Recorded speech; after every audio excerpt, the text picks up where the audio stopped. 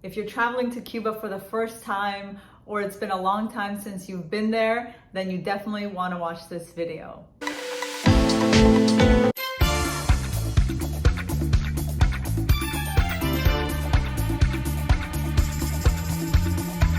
I've been to Cuba at least 6 times, and we went right before the lockdowns. We also went in June of 2022.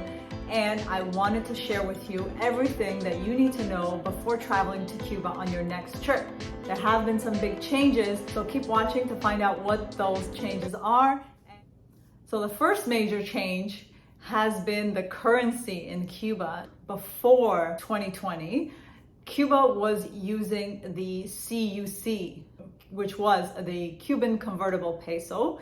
And there was talks that they were going to get rid of that. And there was actually 2 currencies in Cuba at the time. So the Cuban convertible peso was really for the tourists, and the locals always use the CUP, which is also the Cuban national peso or moneda nacional. So the next change could be permanent, hopefully, or it could be temporary, we'll see. But currently right now, there are no more mandates in Cuba from the pandemic, no more mask requirements or anything like that. It is a completely back to normal the way it was before the pandemic, but keep up to date with the Cuba travel requirements before you go to know if anything has changed. Let's talk about exchanging your money. So you can exchange your money when you land at the airport. Every hotel pretty much has a currency exchange, as well as you can go to a local bank. The other unorthodox way that a lot of people do in Cuba is actually when you're in the hotel, you meet some of the workers, they can actually exchange your money for you. And they will actually give you the best currency exchange rate as opposed to the bank or the airport or the hotel, because they value euros, Canadian dollars, or American dollars more than their own national currency. We were told that for them, their national currency is pretty much worthless. They can't do anything with that money. If they want to buy anything, if they want to leave the country, whatever it is, they need to have actually international money. So that's why they will give you a better exchange rate, and they will be more than happy to exchange your money for you. I'm not really recommending that. I can't really tell you what to do. Of course, that is totally up to your discretion. What I would recommend is if you're Canadian or European, those currencies don't have $1 bills or €1 bills. So Cubans will not accept any sort of coins at all, only paper money. What I would recommend is to actually exchange your money and take a bunch of American $1 bills with you, because that's going to help you if you need change for just quick tipping, whatever it is, because most people won't have exact change for you. So it's going to be kind of tough. And you'll also notice that everything is priced mostly in US dollars or CUP. Most of the clothing or any shopping that you do is priced in USD, or they'll give you an American price. Keep in mind, you can pay with the Cuban national peso, or you can use American, Canadian, or euros to pay when you're in Cuba. So if you bring enough of your own currency, you don't have to actually exchange into Cuban money when you're there. However, keep in mind that most of the people, especially if you're outside of the resorts, they won't have change. So you have to have exact change. It's very rare that anyone will have a change in your currency. While we're on the topic of money, let's talk about tipping. It really depends on where you go. If you're just having a coffee at the lobby, giving them $1, $2 is fine. But if you're going to eat at a restaurant or whatever it is, then of course you want to tip a little bit more. There is no standard percentage of tipping in Cuba. It's really up to your discretion how much you want to tip. But I highly recommend to have American $1 bills with you. That is going to come in handy. You won't be able to get those in Cuba, so make sure you get them in your home country before you get on your plane. Now, when you get to Cuba, to your airport, let's say you're flying into Veradero, for example, if you booked your trip as an all-inclusive package with hotel and flight, most likely part of your package includes a airport shuttle pickup and drop off.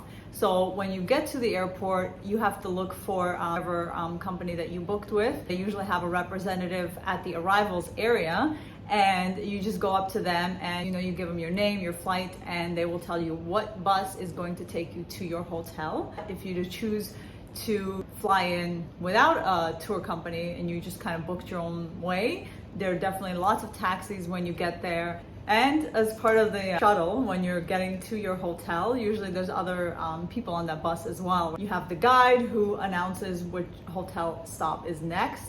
And sometimes they'll provide you beer and refreshments on the bus, which is fun. Yeah, it is customary. They always will ask for a tip for the shuttle bus driver and the tour guide. The other new thing that we did this time around is we actually got a local Cuban cell phone number. So we both have iPhone 13 Pro Max, and when we went to Veradero, we actually went to Cuba and we got a SIM card. You get a SIM card that actually gives you a local phone number, and depending on the plan you choose, you get some minutes, some data, texting, calling as well. It was 250 CUP. It was very convenient because sometimes if you leave the resort, then you don't have any cell service, you don't have any data, and you don't want to be paying the exorbitant roaming fees that your home cell phone provider is going to pay if you remove your phone from airplane mode. It's very convenient and it works perfectly. Next time when we go to Cuba, keep those SIM cards and then we're going to take them and put them in our phones again. So I believe as long as you use that SIM card at least once a year, then you don't lose that phone number. In Havana, there is the famous, world famous Tropicana show. If you've never been there, I absolutely highly recommend to go. It is so worth it. Tropicana show is truly fantastic. This show, I believe, has been going on since 1939. Ernest Hemingway actually used to go and watch the shows there. It's very, very famous and it's just gorgeous. Now, in Veradero, there is a new cabaret show similar to the Tropicana that they've opened up just outside the Malia International Hotel. There's a separate building and it's called the Continental Cabaret. On our last trip in Cuba, we went and we watched the show there and it's truly fantastic. It's a wonderful experience, and if you're in Veradero, I highly recommend going there as a night out. You can go really early and you can actually have dinner there, and then there's a little bit of a break before the show starts. Now, we didn't go for the dinner, we just went right before the show started, and they give you some drinks. It lasts till about midnight, so I believe we went there around 9, so from 9 till midnight. It was really great and I highly recommend it.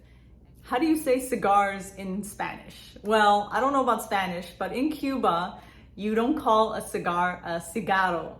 You actually call it tobacco. But if you say cigarro, they're gonna think you're talking about cigarettes. So keep that.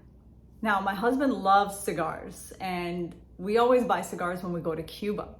Now, last time when we went in June of 2022 in Veradero, we had a hard time finding the big, thick cohibas, but we could find the little cohibas, no problem. But they did tell us that they're quite hard to find for some reason, I don't know. And they also told us that the week after we leave, the prices are going to go up a lot on Cuban cigars. While we're on the topic of cigars, I will tell you to be careful not to buy cigars from a local who's selling it to you, maybe from the hotel that tells you, I can get you a great deal, I have a friend, you get you great cigars, cohibas, brand names, whatever, because most of the time those are actually fakes. And unless you're a seasoned cigar smoker and you know exactly what to look for, you probably won't be able to tell if it's a fake or not. So if you're not a seasoned cigar smoker, or even if you are, I just highly recommend to always stick to buying it at the retail stores, the official stores, and that way you know that you're not gonna find yourself shortchanged. So you may be wondering, what's the best way to get around Veradero? Well, there's two. So of course the taxi, that's very easy and convenient, and you'll have to negotiate the fare with the taxi driver. The other option is you can take the double-decker bus that drives you all up and down Veradero, from downtown Veradero all the way to the end, which is, there's a Marina Veradero there. and back, and it stops at major hotels along the way, and it's a very easy and convenient way. They charge you $5, $5 or euros, so it's up to you how you want to pay, and they will either take your cash or credit card on the bus, and then give you tickets that are good for the whole day to hop on, hop off as you wish. If you haven't seen my latest Cuba vlog, check it out. We actually took the double-decker bus to downtown Veradero and to the Marina Veradero as well. So we spent like the whole day just kind of going around. One of the big points that everyone brings up when it comes to Cuba, and that is the food. Most people say that the food is not really great in Cuba, but this is actually not true. We've noticed that when we leave the resort, the food is great. If you're worried about if the food is going to be great in your resort, this will vary because every resort and hotel, the food is different. We've stayed at the Melia Las Americas a couple times and the food was great. We loved it, no complaints at all. We stayed at the Royal Tinicacos, that was amazing.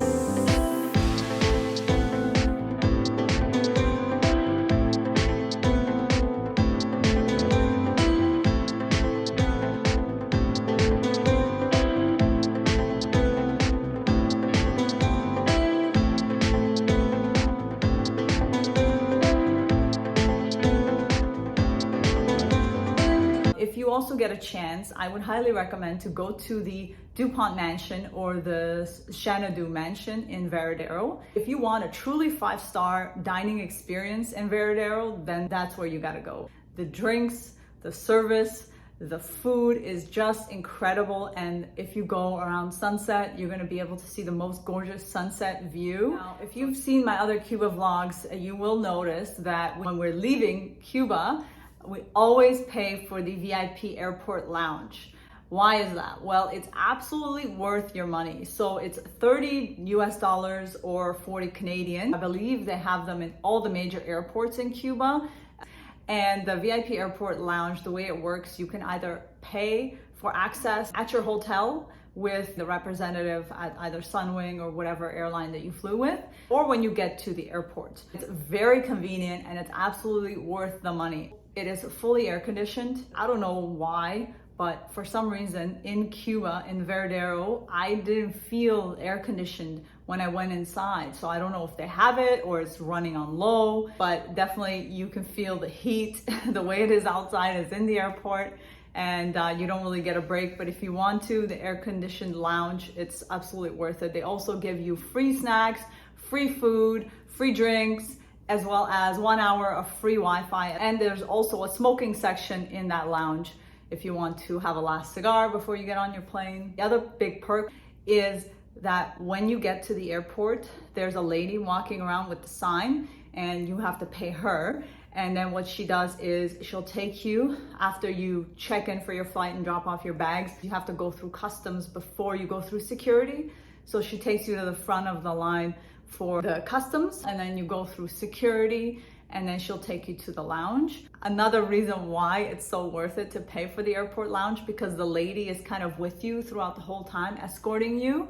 And we had something happen. So if you haven't seen that yet, go and check out the video because it's pretty crazy. I don't know, probably doesn't happen anywhere else except Cuba. If you enjoyed this video and these tips, then be sure to hit that like button. And if you're new to my channel, please subscribe. I would love to have you here. I share a lot of travel videos, tips, vlogs, as well as how to take professional photos for your business on your iPhone and how to pose for photos. So if that's something interesting, then definitely stick around and subscribe to my channel. I'm just finishing up my coffee right now. If you follow me on Instagram, you know how much I love my coffee. So if you want to support my channel and just say thank you for the videos that I create, feel free to buy me a coffee and using the link in the description below. I did do a video previously about things you need to know about traveling to Cuba, and I will link that video. So if you haven't seen it yet, go and check it out because I talk about other tips that I didn't cover in this video. Otherwise, it would be pretty repetitive. So go and check that out. And if you have any questions about things maybe I didn't cover or you want to elaborate on any of these points, then leave them in the comments and I will answer them for you. So thank you so much for watching, and I'll see you in my next video.